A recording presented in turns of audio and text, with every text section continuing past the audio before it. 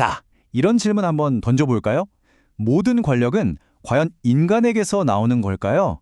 아니면 그보다 더 높은 곳에 있을까요? 이 질문이 바로 아브라함 카이퍼가 반혁명 국가학 서론에서 우리에게 던지는 아주 근본적인 도전입니다.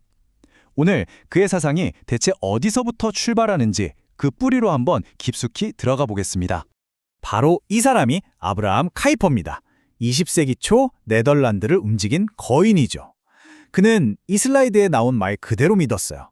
우리 인간 존재의 전 영역에서 그리스도께서 내 것이다 라고 외치지 않는 곳은 단 한 치도 없다. 정말 대단한 선언이죠. 이 절대적인 신앙이 어떻게 그토록 급진적인 정치 철학까지로 이어졌는지 지금부터 한번 따라가 보시죠. 카이퍼를 이해하려면요, 그가 무엇과 싸우고 있었는지를 먼저 봐야 합니다. 그의 가장 큰 적, 그건 바로 프랑스 혁명이었어요. 카이퍼에게 프랑스 혁명은 그냥 정치적인 격변, 이런 수준이 아니었습니다. 이 슬라이드의 문구처럼 그건 하나님의 권위를 정면으로 부인하는, 말 그대로 하나님을 향한 반역, 그 자체였던 거죠. 자, 그럼 대체 어떤 인물이기에 이토록 거대한 사장을 펼칠 수 있었던 걸까요? 카이퍼는 절대 책상에만 앉아있는 학자가 아니었어요. 그는 자신의 신념을 현실 세계에서 직접 만들어 나간 사람이죠. 목회자, 언론인, 대학교 설립자, 그리고 마침내는 네덜란드의 수상까지. 이 타임라인을 보시면 그의 사상이 어떻게 네덜란드 사회 전체를 뒤흔들었는지 한눈에 딱 들어오죠. 자, 이제 그의 모든 정치 철학을 떠받치고 있는 단 하나의 기둥, 그 핵심 사상 속으로 한번 들어가 보겠습니다. 카이퍼의 주장은 아주 명확해요.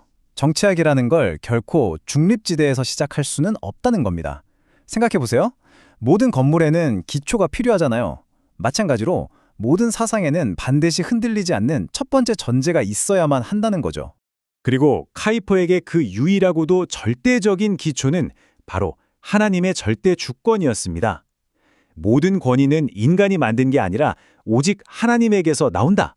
이 선언이야말로 그의 사상 전체를 떠받치는 알파이자 오메가인 셈입니다. 그렇다면 이 하나님의 주권이라는 거대한 원리가 구체적으로 우리 사회를 어떻게 만들어가야 한다고 말하는 걸까요? 바로 이 지점에서 그의 가장 독창적이고 유명한 개념, 영역 주권이 등장합니다. 이건 당시 사회를 어떻게 구성해야 하는가에 대한 정말 혁명적인 제안이었어요. 카이퍼가 본 사회는 마치 하나의 거대한 유기체 같은 거예요. 가정, 교회, 국가, 학문, 예술, 기업, 이 모든 영역들이 각자의 자리가 있는 거죠. 중요한 건 이 각각의 영역들이 자신만의 고유한 생명력과 목적을 가지고 하나님께 직접 연결되어 있다는 사실입니다. 바로 이겁니다. 이게 핵심이에요.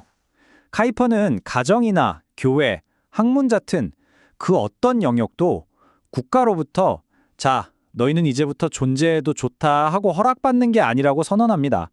각 영역은 하나님께 직접 연결되어 있고 자기 고유의 영역 안에서는 스스로가 왕이라는 뜻이에요. 그러니까 국가는 다른 왕들 위에 군림하는 왕들의 왕이 결코 아니라는 거죠. 자, 이런 영역 주권 사상은 필연적으로 당시 시대를 지배하던 정치 사상, 즉 혁명의 원리와 정면으로 충돌할 수밖에 없었겠죠. 카이퍼는 정치의 전장을 아주 단순하고 명확하게 정리합니다. 이건 바로 두 개의 절대적인 원리 사이의 대결이라는 거예요. 하나님의 주권이냐 아니면 인민 주권이냐. 그는 이 둘 사이에 어설픈 타협 같은 건 없다고 봤습니다. 모든 국가는 반드시 둘 중 하나를 선택해야만 한다는 거죠. 카이퍼에게 인민 주권, 그러니까 국민이 주권을 갖는다는 생각은 진보가 아니었어요. 오히려 국가가 모든 영역을 집어삼키게 만드는 위험한 허구에 가까웠죠. 이 슬라이드의 말처럼요. 모든 권위가 인민에게서 나온다고 가정하는 그 순간, 그건 오직 하나님께만 속한 권위를 찬탈하는 행위가 되어버린다는 겁니다. 그렇다면 국가의 역할은 뭘까요? 카이퍼의 대답은 아주 명확합니다. 국가는 정원사가 아니라 울타리라는 거예요. 이게 무슨 말이냐면 국가가 각 영역이라는 나무들이 잘 자라도록 권리를 만들어주는 게 아니라는 거죠. 그저 서로의 영역을 침범하지 못하도록 경계를 딱 지켜주는 역할, 거기까지라는 겁니다.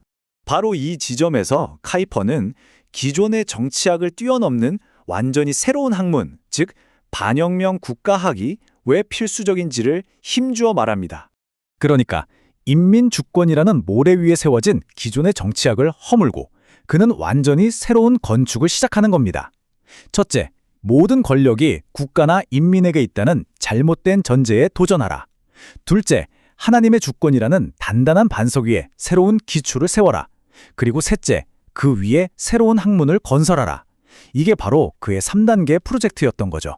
이것이 바로 반혁명 국가학이 꿈꾸는 사회의 진짜 모습입니다. 거대한 국가가 모든 것을 통제하는 게 아니라 수많은 작은 주권들이 하나님 아래서 조화롭게 공존하는 사회.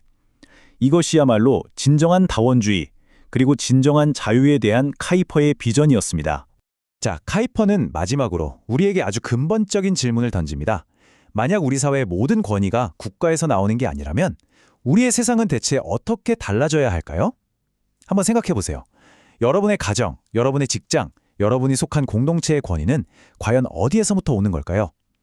이 질문에 스스로 답을 찾아보는 것, 그것이 바로 카이퍼가 오늘을 사는 우리에게 던지는 진짜 도전일 겁니다.